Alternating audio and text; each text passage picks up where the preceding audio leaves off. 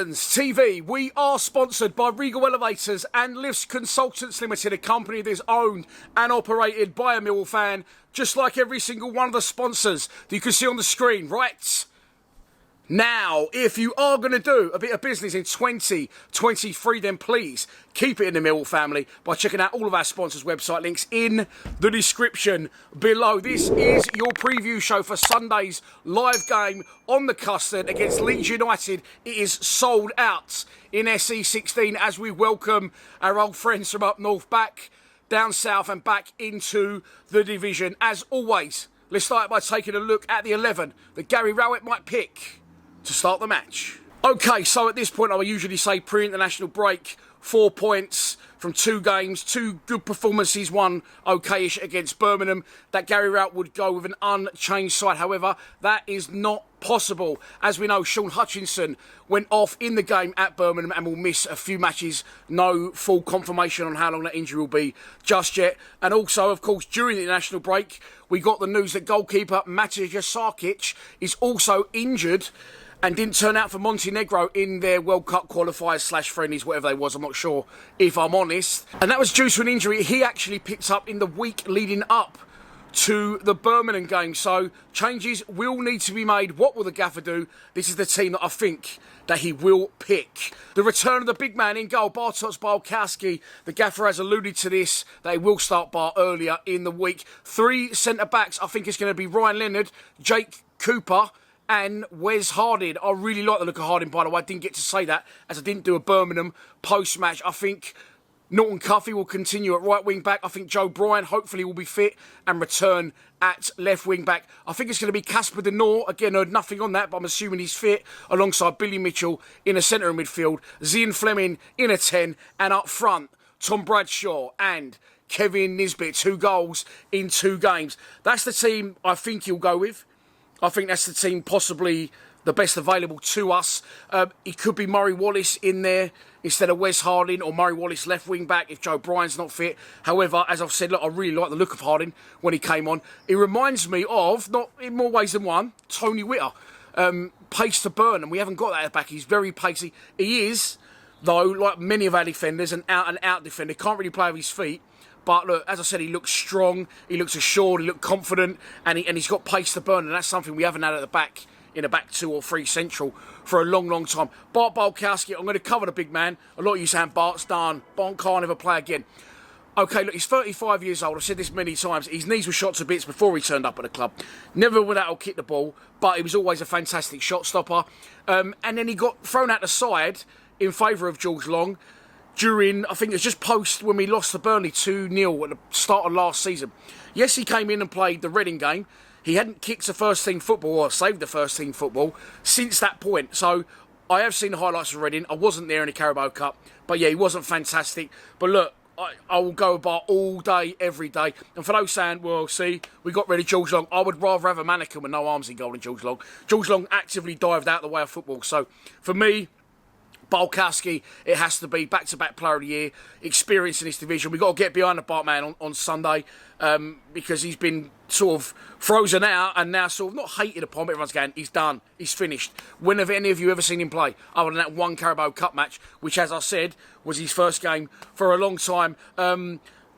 Cooper and Leonard picked their self, yes. Norton Cuffy, yes. Joe Bryan, as I said, hopefully back in. If not, Murray Wallace, a potential replacement for him, or the gaffer may go with Murray Wallace instead of Harding, but let's hope he goes with Harding, well, in my opinion anyway. Billy Mitchell, fresh off the international break. Casper De Norre, hopefully fresh off the international break. Of course, George Saville has been out on international duty with Northern Ireland, has played game time, so especially as he's now ageing, I definitely don't think he'll start. Will he start with Alan Campbell? If he does, I won't have any arguments about it whatsoever, but I don't think he will. Of course, we've got Ryan Longman, who, again, I was really impressed with. And Mark Beard's told me a lot of good things about him. But I don't think Longman will start. I think he'll stick with Fleming in a 10. Longman's more of a wide man, isn't he? And I think if we went 1 striker, 2 wide men, you could see Longman get his start. But in this case, no, I think he'll also be on the bench. And then up front, the 2 strikers pick themselves. Tom Bradshaw works ridiculously, tirelessly. And Kevin Nisbet is now scoring goals. I've got to say this, though. didn't do a post-match with Birmingham, as I've mentioned.